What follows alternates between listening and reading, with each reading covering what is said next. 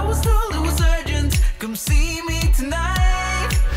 In the circle we're flirting and we dance for hours. She knew that she had me, but I didn't realize I'm sleeping with a vampire. Hello, suite à ma première vidéo d'Halloween, cette fois-ci je vous propose une idée de décoration à petit budget, un peu plus gore et effrayante. Pour commencer, on va créer des dessous de plats pour mettre dessus vos pots remplis de bonbons.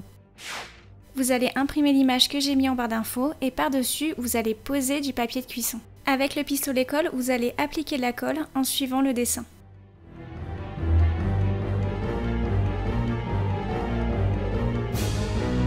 Attendez au moins bien 5 minutes avant que la colle soit entièrement sèche et vous allez doucement la décoller du papier de cuisson. Avec un feutre Posca ou du vernis à ongles noir, vous allez colorier la toile d'araignée. Voici le résultat et pour un effet usé comme moi, ne peignez pas uniformément.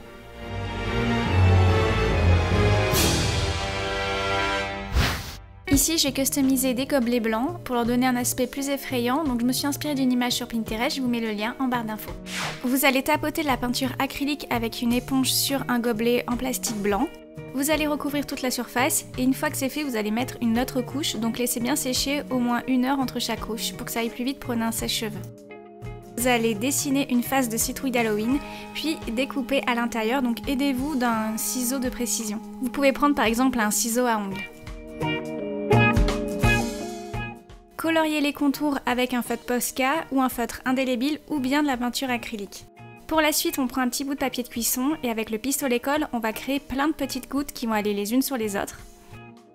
Donc en fait, ce qu'il faut, c'est tout simplement recréer une forme un peu visqueuse qui peut ressembler à du vomi. Donc c'est ce qui va sortir tout simplement de la bouche de la citrouille en gobelet.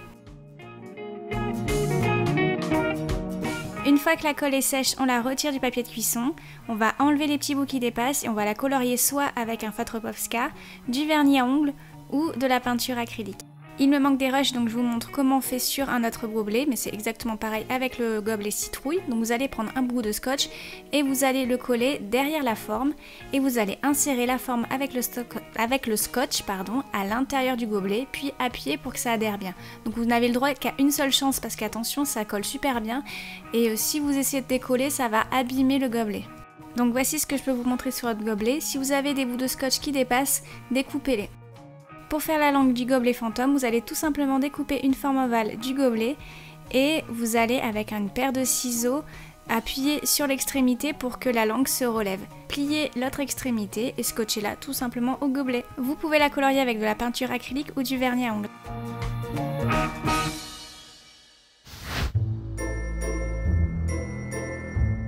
Prenez un œil en plastique, donc j'en ai trouvé en lot de 10 à la foire fouille, mais vous pouvez aussi les créer vous-même avec des vieilles balles de ping-pong. Donc avec un pistolet colle, appliquez de la colle tout autour, donc pressez le pistolet pour mettre une goutte de colle, puis remontez-la vers l'iris. Donc faites cela tout autour. Donc voici le résultat. Prenez un petit pot, versez de l'eau et mettez quelques gouttes de faux sang ou de colorant alimentaire rouge. Placez l'œil au niveau de l'ouverture et maintenez-le jusqu'à ce qu'il soit collé. Donc pour cela, vous allez mettre de la colle sur l'œil et sur le pot. Soit vous partez de l'ouverture et vous allez faire descendre la colle comme des gouttes, sinon vous partez vers le bas et vous remontez la colle vers le haut. Attendre que cela sèche très bien et après vous n'êtes plus obligé de maintenir l'œil.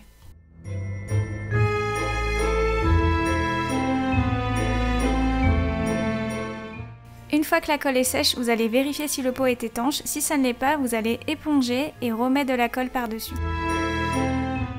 Avec un vernis ou un feutre Posca, vous allez peindre la colle. Voici le résultat et vous pouvez aussi mettre un œil à l'extérieur d'un pot, donc je vous explique comment faire. Pour la seconde version, mettez un pot sur du papier de cuisson et amusez-vous avec votre pistolet colle en partant du pot puis en ajoutant progressivement de la colle sur le papier de cuisson. Ajoutez votre œil quand vous le souhaitez et remettez de la colle par-dessus. Utilisez le vernis ou le feutre Posca pour colorier le tout et voici le résultat.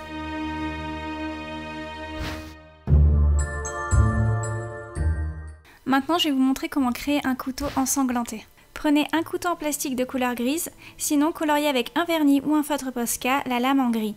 Donc toujours avec un vernis ou un feutre Posca, vous allez peindre aléatoirement le manche pour un effet un peu usé.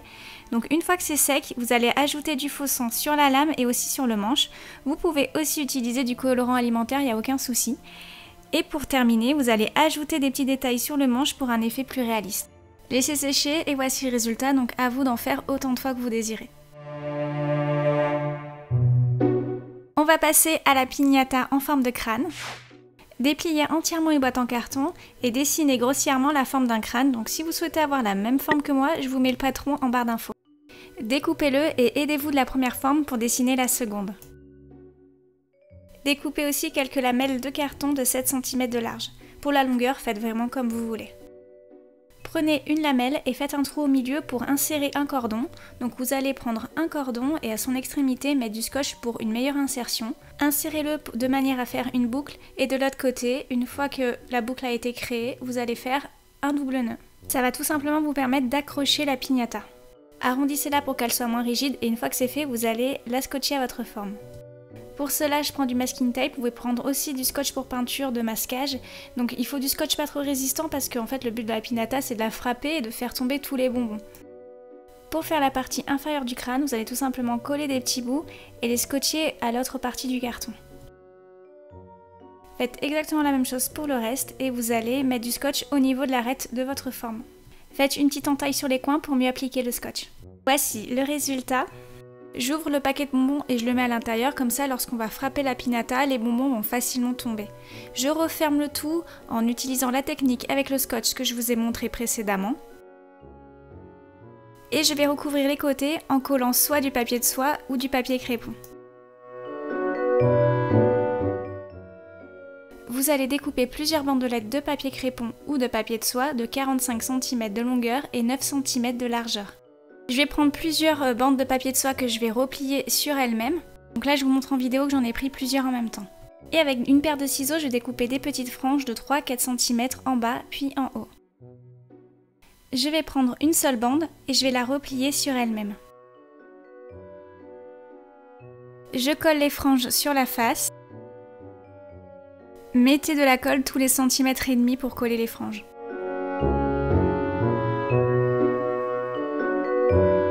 Une fois que c'est terminé, faites la même chose de l'autre côté et découpez les franges qui dépassent. Maintenant, je vais rajouter des franges sur la tranche de la forme, donc comme d'habitude tous les centimètres et demi. Terminé, décorez votre crâne comme vous le souhaitez. Donc moi, au milieu, j'ai mis des petits papiers roses, mais je les ai remplacés par des fleurs en synthétique.